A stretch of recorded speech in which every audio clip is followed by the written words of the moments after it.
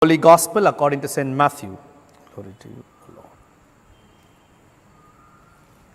Chapter 11, verses 25 to 27. Jesus exclaimed, I bless you, Father, Lord of heaven and of earth, for hiding these things from the learned and the clever and revealing them to mere children. Yes, Father, for that is what it pleased you to do. Everything has been entrusted to me by my Father, and no one knows the Son except the Father, just as no one knows the Father except the Son, and those to whom the Son chooses to reveal him.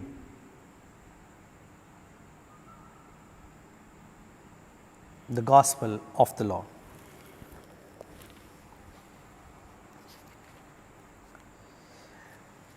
Dear friends, as we continue to read the book of Prophet Isaiah, and we also read the Gospel according to St. Matthew,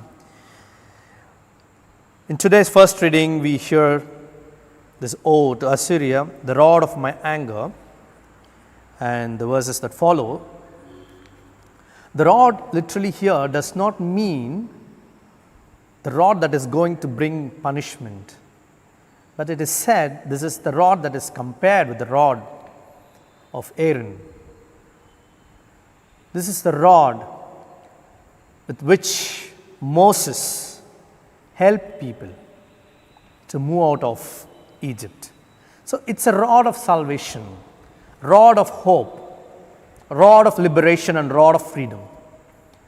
And as you go through this, you will also, from the book of Prophet Isaiah, because this is a very important book for us to understand the whole ministry of Jesus and how the whole idea of remnant, the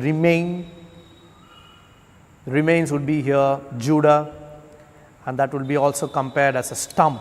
This is a little stump that remains, the rest of it all is destroyed, and how this particular stump or the shoot that sprouts, and that is how we also get this phrase, shoot of Jesse, how the whole nation is going to be built and how the Messiah is going to rebuild the kingdom. So there is always the hope, the message of hope that is there.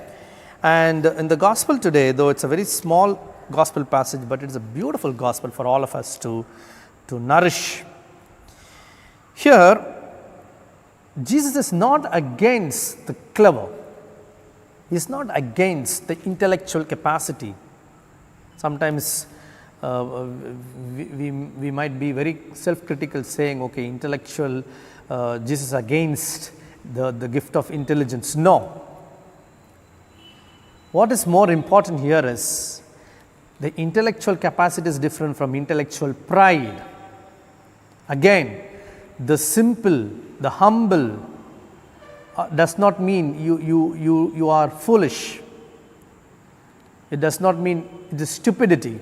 It's not people who are stupid are going to accept the gospel. No. It is humility. People who are humble, who are simple. You can be clever and still you can be humble. This is a combination. And it's also said, it is heart that is the home of the gospel. It is not the head. And that is why we need to understand this whole idea here. God's message is revealed to people who are simple, who are humble. It is with the intellectual pride and arrogance that actually we stop getting inspired by the gospel message, because our head is full. Even this is actually the pride that caused Israel to fall. It is a pride that caused Judah to fall.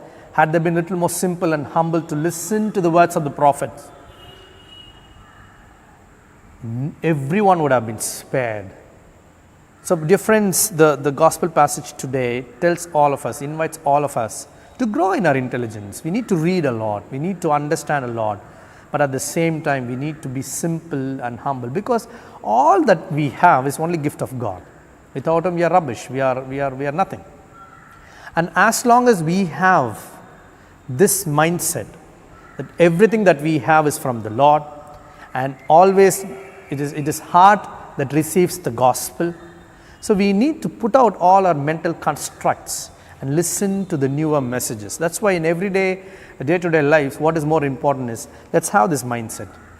I can also be wrong.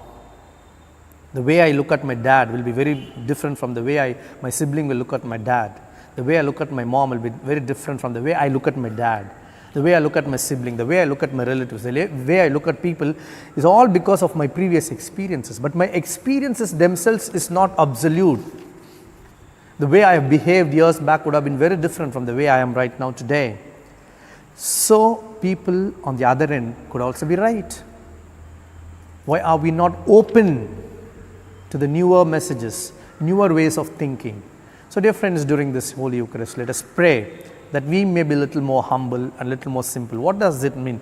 The practical way of living humility is this: the others also will be right. On the other hand, I may also be wrong.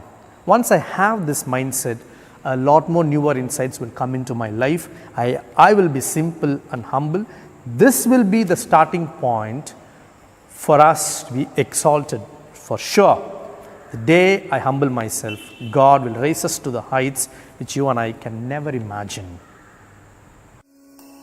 Take our breath.